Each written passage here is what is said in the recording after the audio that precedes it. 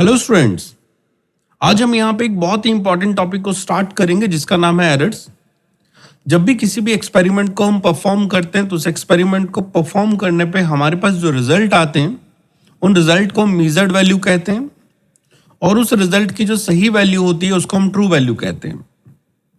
तो अगर हम यहाँ पे एरर को डिफाइन करें तो हम इस तरह से डिफाइन करते हैं the difference between the true value and the measured value of a quantity is known as error in the measurement. तो इसका मतलब जब भी आपके पास एरर को लिखना है आपने तो आपने क्या करना है, किसी भी फिजिकल क्वांटिटी की ट्रू वैल्यू को लिखना है। ट्रू वैल्यू का मतलब होता है जो एकदम करेक्ट आंसर है और जो भी आपका रिजल्ट आया है उसे हम मेजर्ड क्वांटिटी कहते हैं या फिर हम कहें मेजर्ड वैल्यू कहते हैं। इन दोनों के बीच को जब सब्सट्रैक्शन करेंगे तो जो हमें मिलेगा उसे हम एरर्स कहेंगे। ये एरर हमारे पास बहुत सारे डिफरेंट डिफरेंट तरीके से डिफरेंट डिफरेंट वे से कई तरह की हो सकती है, जिसे हम क्लासिफिकेशन ऑफ एरर में बात करेंगे। क्लासिफिकेशन ऑफ एरर के अंदर हम एरर्स को अलग अलग कैटेगरी में डिवाइड कर देंगे कि हमारे पास एरर क्या क्या हो सकती है, क्यों हो सकती है, किस वजह से आ सकती है, क्या रीजन है जो एरर हमारे पास आई है। ठीक है, क्लासिफिकेशन ऑफ एरर कह सकते हैं या फिर हम ये कह सकते हैं कॉजेज ऑफ एरर क्या चीज है। तो उसके बेसिस पे हमने एरर को 3 कैटेगरी में डिवाइड किया है, जिसमें फर्स्ट कैटेगरी जो हमारे पास है इसे हम सिस्टमैटिक एरर कहते हैं। सिस्टमैटिक और sometime we write as controllable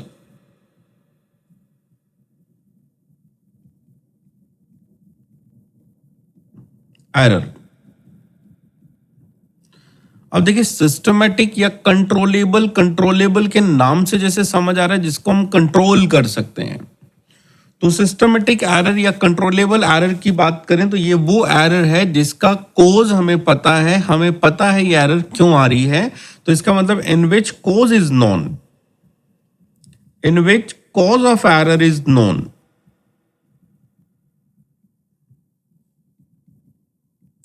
और अगर हमें एरर का कोज पता है तो इसका मतलब हम उसको हटा सकते हैं और हटा के हमारी वैल्यू को, मेजर्ड वैल्यू को सही वैल्यू में कन्वर्ट कर सकते हैं।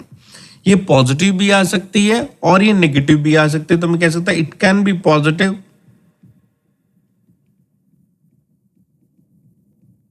और नेगेटिव।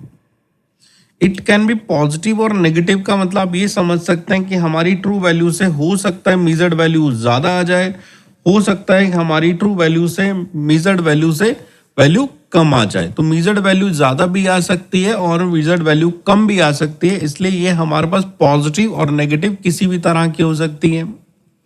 अब उसके बाद इस एरर को हमने ना कुछ सब पार्ट में डिवाइड किया है और सब पार्ट में सबसे पहला जो पार्ट आता है इसे हम कहते हैं इंस्ट्रूमेंटल एरर।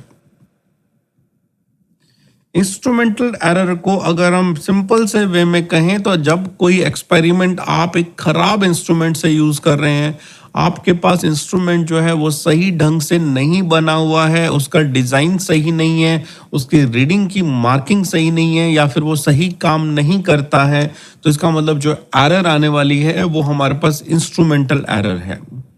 अब इस इंस्ट्रूमेंटल एरर को हम हटा भी सकते हैं, हम इसको रिमूव कर सकते हैं। तो इसका मतलब अगर उस इंस्ट्रूमेंट के अंदर क्या रीजन है जिसकी वजह से एरर आ रही है, अगर वो हमें पता चल जाए तो हम उस इंस्ट्रूमेंट को ठीक करके हमारी एरर को मिनिमाइज या जीरो किया जा सकता है।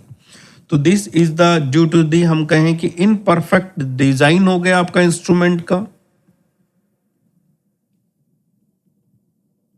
किसी भी इंस्ट्रूमेंट का इनपरफेक्ट डिजाइन हो गया, या हम कहीं कहीं मैन्युफैक्चरिंग एरर है,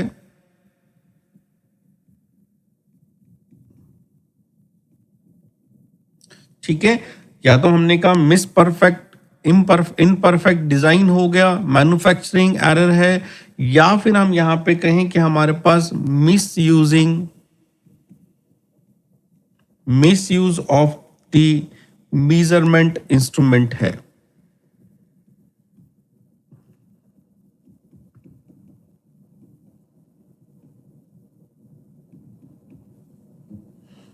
तो अगर हम इन 3 तरह की वजह से हम कहते हैं कि इंस्ट्रूमेंट में एरर आई है, तो उसको हम इंस्ट्रूमेंटल एरर कहते हैं और हम इसको दूर कर सकते हैं। हम इंस्ट्रूमेंट को ठीक करके या फिर हम कहें एक परफेक्ट इंस्ट्रूमेंट को यूज करके इस एरर को हटाया जा सकता है। सेकेंड पार्ट में अगर हम चलें तो हमने फर्स्ट कैटेगरी हमने जो डाली है उसमें इंस्ट्रूमेंट एरर है, और सेकेंड वाले को हम कहेंगे तो हम कहते हैं एनवायरमेंटल एरर है।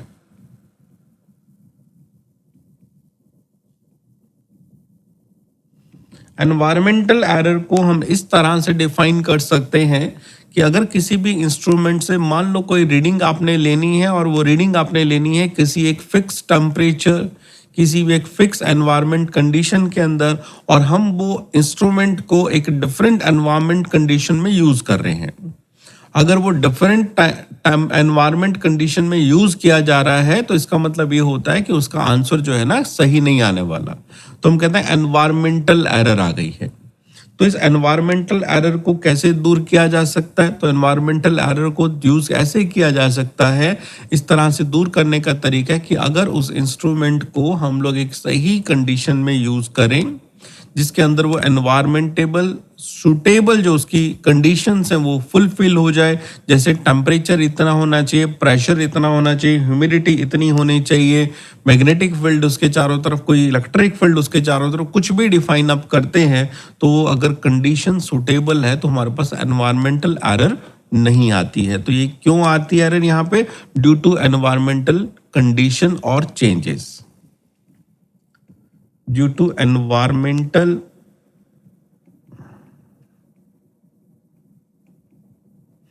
चेंजेस। अगर जिस इंस्ट्रूमेंट को जिस जगह पे हमने यूज करना है वहां पे एनवायरनमेंट चेंज हो गया है और एनवायरनमेंट चेंज होने की वजह से ये एरर आई है, ठीक है। जैसे कि कौन कौन से हम कहें, सच एज प्रेशर बदल गया, टेम्परेचर बदल गया, ह्यूमिडिटी चेंज हो गई, कोई डस्ट पार्टिकल यूज हो रहे हैं, या किसी भी तरह का कोई भी एक्सटर्नल फील्ड वहां पे आ गए हैं, दैट फील्ड में भी इलेक्ट्रिक और में भी द मैग्नेटिक फील्ड वहां पे किसी तरह से क्रिएट हो गई है, तो जिसकी वजह से जो एरर आई है उसको हम इस कैटेगरी में डालते हैं एनवायरमेंटल एरर। तो इसको भी दूर किया जा सकता है अगर हम इस एक्सपेरिमेंट को सुटेबल एनवायरमेंटल कंडीशन में करेंगे तो हमारी एरर खत्म हो जाएगी।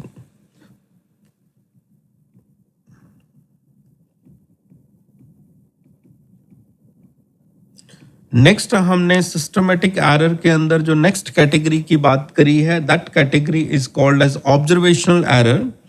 ऑब्जर्वेशनल एरर का यूज होता है कि अगर हम किसी भी अपरेटस को जिसे हम यूज करने जा रहे हैं उसको सही ढंग से प्लेस नहीं किया, एक्सपेरिमेंटल सेटअप सही ढंग से नहीं किया, इम्प्रॉपर सेटिंग कर रखी है हमने उसकी, या फिर हम कहें ऑब्जर्वेशन लेने में हमने केयरलेसनेस करी है, तो जिसकी वजह से हमारे पास जो एरर आई है वो ऑब्जर्वर की वजह से ऑब्जर्वेशन लेने में आई है, और इस वजह से हमसे ऑब्जर्वेशनल एरर कहते हैं। तो हम क्या कह सकते हैं, इम्प्रॉपर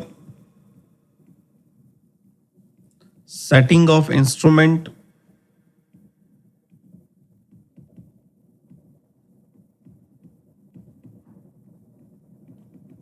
improper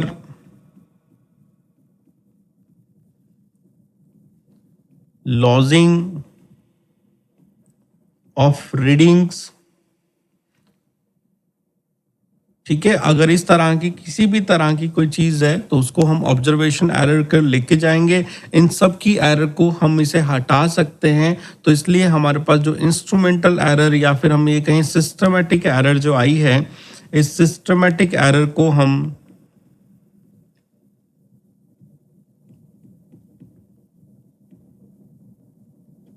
जीरो एरर की कैटेगरी में लेके जाते हैं।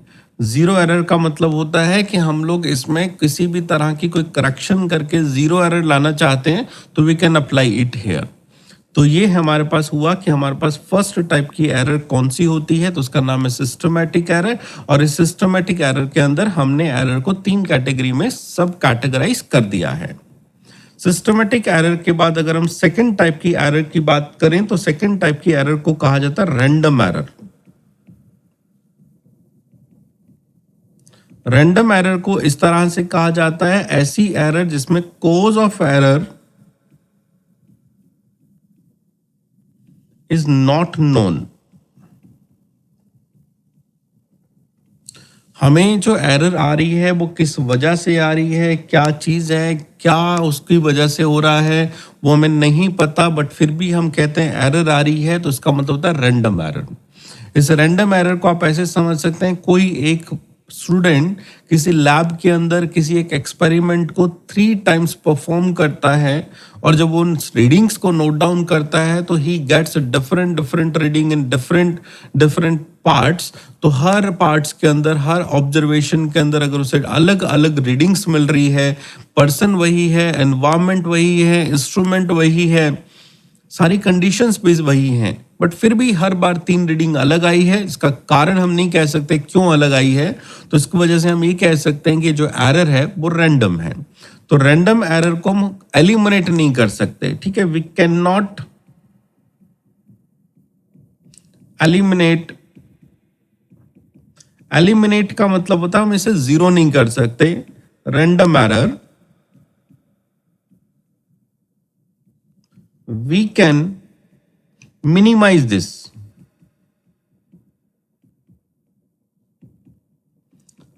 हम इसे जो है जीरो तो नहीं कर सकते, लेकिन कम जरूर कर सकते हैं। कैसे कर सकते हैं? बाय इंक्रीजिंग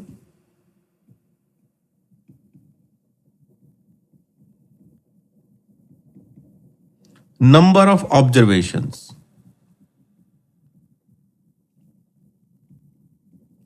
अगर हम हमारी नंबर ऑफ ऑब्जर्वेशंस को बढ़ा लें तो हम अपनी एरर को मिनिमाइज कर सकते हैं। लेट्स से जैसे कोई क्वेश्चन ये कहे कि एक एग्जांपल की तरह कि अगर हमारे पास कोई 10 ऑब्जर्वेशंस हैं, इन 10 observations the error is let's say x।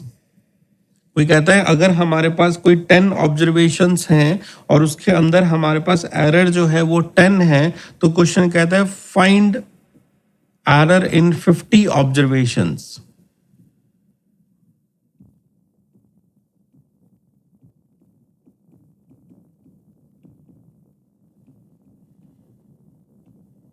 ठीक है। अगर कोई क्वेश्चन आपको ये कहता है कि अगर हमारे पास 10 ऑब्जर्वेशन में एरर x है और कहता है 50 ऑब्जर्वेशन में एरर ढूंढिए, तो यहाँ पे एक चीज करना है कि अगर हमारी रीडिंग्स जो हैं, नंबर ऑफ ऑब्जर्वेशंस जो हैं, उनको अगर हम n टाइम्स कर दें, n टाइम्स का मतलब अगर हम 10 से 50 की बात करें तो हमने 5 टाइम्स कर दिया है। यहाँ से यहाँ जाएं तो हमने 5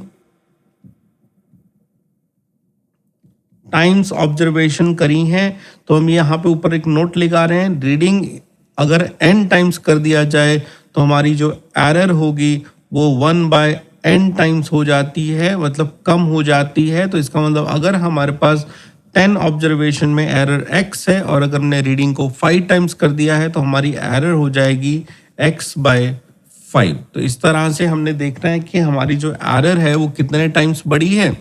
जितने टाइम्स ये एरर बढ़ती है उतने टाइम्स डिवाइड में नंबर करके आपने नई एरर को देना है।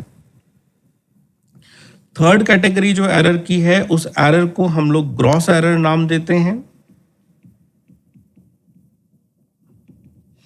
Gross error is also like, जैसे हमने पहले एक ऑब्जर्वेशनल एरर लिखी थी वहां पे, यहाँ पे ऑब्जर्वेशनल एरर, उसी तरह से ग्रॉस एरर भी है। This gross error is due to the human carelessness।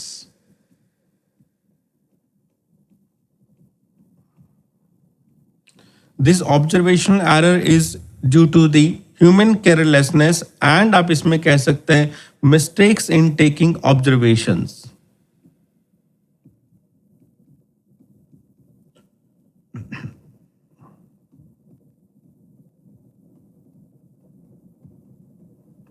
Mistake in taking observations, या फिर हम कह सकते हैं कि अगर कोई ऑब्जर्वेशंस आपके पास आई हैं, उनको कैलकुलेट करना है कोई आंसर को, उसमें गलती कर दी हमने, कोई रिकॉर्डिंग में गलती कर दी,